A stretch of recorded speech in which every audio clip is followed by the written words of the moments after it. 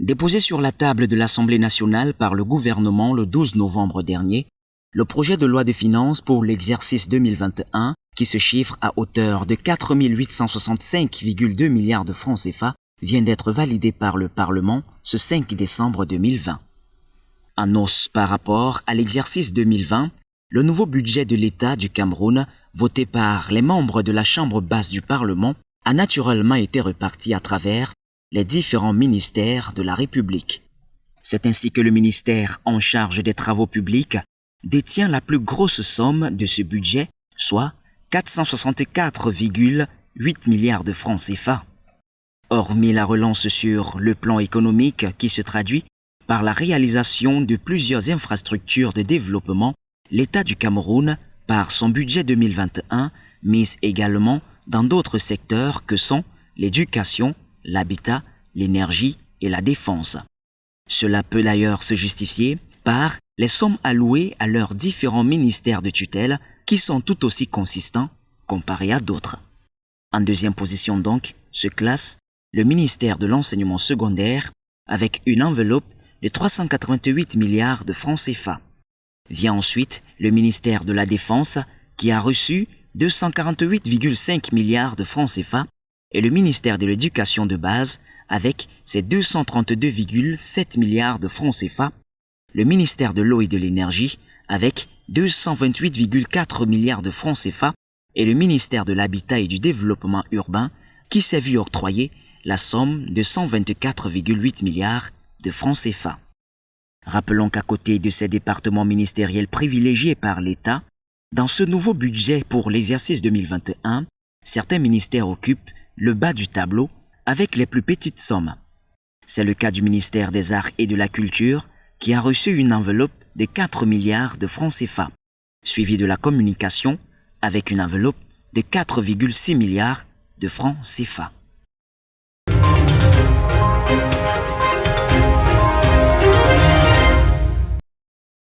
Les chefs en désaccord, c'est ce que laisse entendre la récente sortie de 70 chefs traditionnels de la région de l'Ouest. Dans une déclaration rendue publique le 5 décembre dernier, ils réaffirment leur soutien au chef de l'État et se désolidarisent au passage de leur homologue qui, dans une autre déclaration, cette fois signée le 19 novembre 2020, préconisait une réforme constitutionnelle, la concertation des leaders et la résolution au plus vite de la crise sécuritaire dans certaines parties du pays. 3 points ont été abordés dans leur lettre, question de manifester clairement la non-appartenance de leur collectif au document publié par le Conseil des chefs traditionnels de l'Ouest Cameroun. Si, au plan sécuritaire, les deux entités sont pratiquement sur la même longueur d'onde en saluant la bravoure de l'armée camerounaise, la condamnation des agissements de Boko Haram et autres mouvements terroristes dans les régions anglophones, sur le plan politique comme socio-économique, le collectif de chefs ne surfe pas sur la même vague que le Conseil. En guise de réponse, ils expriment tout naturellement leur adhésion à la politique du chef de l'État, l'amélioration des conditions de vie des Camerounais et se réjouissent de la place de choix accordée aux gardiens de la tradition. Ils soulignent à grands traits leur rôle dans le parachèvement des institutions démocratiques et s'engagent à jouer pleinement la partition des chefs dans la lutte contre la pandémie à coronavirus. À l'espace de 2 semaines, les gardiens de la tradition ont montré de nouveau, à travers une guerre épistolaire, que les voix des chefs ne sont pas toujours concordantes.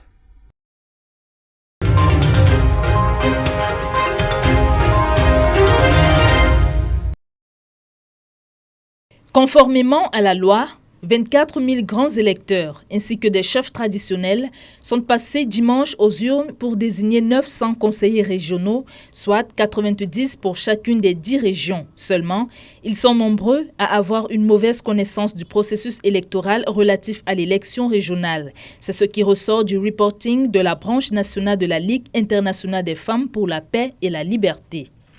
Il y a certains qui voudraient savoir certaines dispositions du code électoral, comment cela s'applique en relation avec l'élection. Et nous consultons les experts, parce qu'il y a des experts chargés des questions électorales dans la salle de veille qui apportent des éclaircissements là-dessus, que ce soit à la gouverne des agents de l'élection du Cameroun ou des électeurs et autres scrutateurs sur le terrain. Comme pendant la présidentielle du 7 octobre 2018 et les municipales et législatives du 9 février 2020, la salle de veille et d'alerte de WILF Cameroun a enregistré des incidents, parmi eux des cas d'intimidation qui ont créé des violences physiques à l'extrême nord et dans le nord-ouest.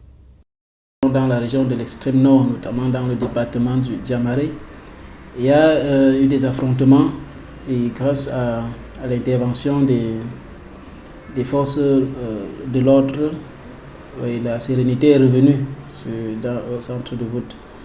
Et dans la région du nord-ouest, par exemple, on a reporté des coups de feu entendus depuis le matin, et même qu'une autorité religieuse a été blessée et transportée dans un centre hospitalier.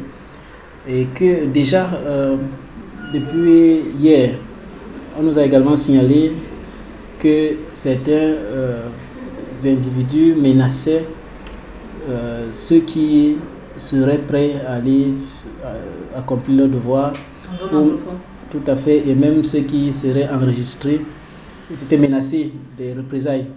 Dans l'ensemble, on retient une forte militarisation des villes ce 6 décembre. Cependant, les forces de maintien de l'ordre déployées sur le terrain s'attelaient plus à prévenir d'une quelconque ennui et au besoin à communiquer et à orienter les populations.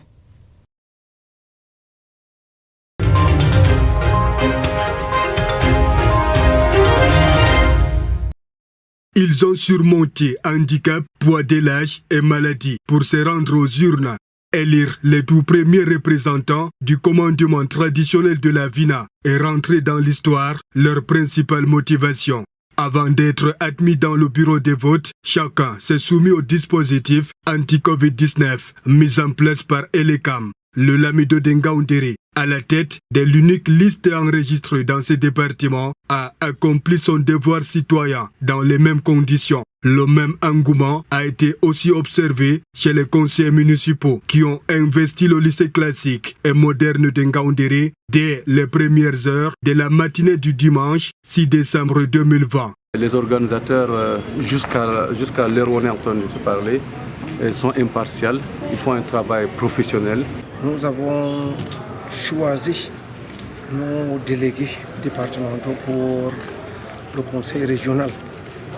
Et nous sommes très confiants. Un sentiment de devoir accompli et surtout un privilège d'être parmi les pionniers pour les régionaux dans notre beau pays. Nous espérons que la décentralisation sera totalement effective au Cameroun. C'est pour cela que nous avons voulu participer de manière active à cette élection régionale pour la première fois au Cameroun. Fier de rentrer dans l'histoire comme les premiers électeurs à mettre en place le conseil régional. Accompagné des membres de la commission régionale de supervision, le gouverneur de la région de l'Adamawa a fait le tour des 7 bureaux de vote aménagés pour les 2 catégories d'électeurs. Nous notons une atmosphère bon enfant, une atmosphère de convivialité et de cordialité. Je crois que c'est la démocratie qui triomphe finalement dans notre région. Tout ceci en présence des observateurs électoraux et des forces de sécurité.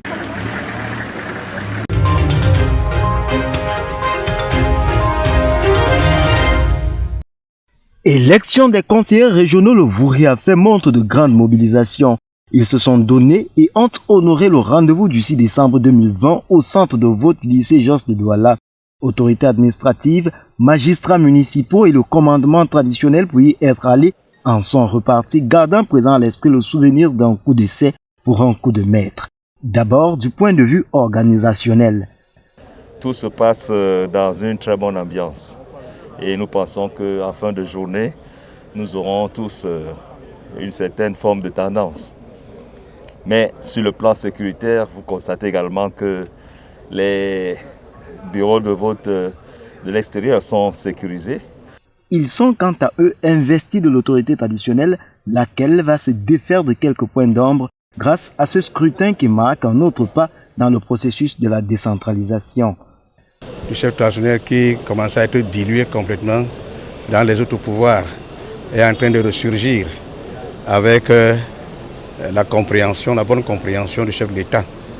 Je crois que de plus en plus, nous serons considérés, à condition que nous-mêmes nous fassions quand même des efforts pour mériter cette considération et tout ce qui pourrait venir après comme des lauriers. Une décentralisation qui dans la pratique revêt plus d'un enjeu. De travailler pour montrer que la croissance, l'emploi, le développement du Cameroun seront largement tributaires du niveau de décentralisation. Il faut déjà que les outils que l'État nous a donnés, nous puissions les exploiter à bon escient. Et je suis convaincu que le Cameroun peut atteindre facilement une croissance à 2 chiffres avec une bonne décentralisation. C'est une participation à ce vote qui relève d'un privilège pour ceux qui en font une inauguration. Je pense que nous serons parmi les premiers à élire les premiers conseillers régionaux de la République. C'est un honneur d'abord pour nous, car ce n'est pas donné à tout le monde. Le conseil régional, aux côtés des maires, voilà la perspective d'une plus-value qui pourtant requiert un temps de construction. Ce n'est pas dès les premiers jours que tout ira bien, mais nous sommes sûrs et certains que les textes ont déjà été là depuis la loi portant code des collectivités territoriales décentralisées, votée en décembre 2024 et adoptée le 24 décembre par le chef de l'État. Nous allons vivre une décentralisation aussi parfaite que celle que nous avons vécue par le passé. Merci. Après le verdict des urnes, il ne reste qu'à faire lecture des pages que vont rédiger les premiers conseillers régionaux du Cameroun.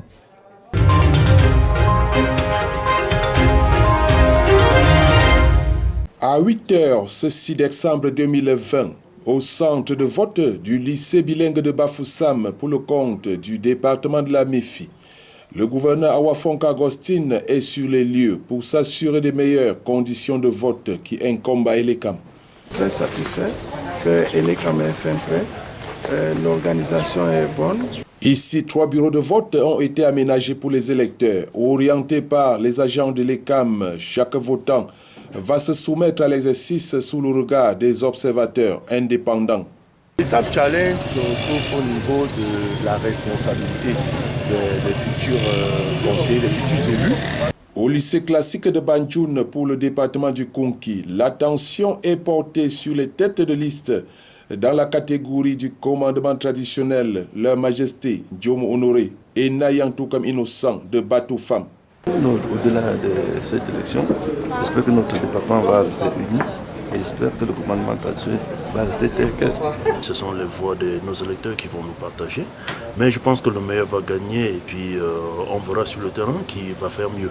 Parmi les cadres politiques du département du Konki qui ont visité le centre de vote, Dr Madeleine Tuente, présidente de la commission départementale de campagne pour le RDPC.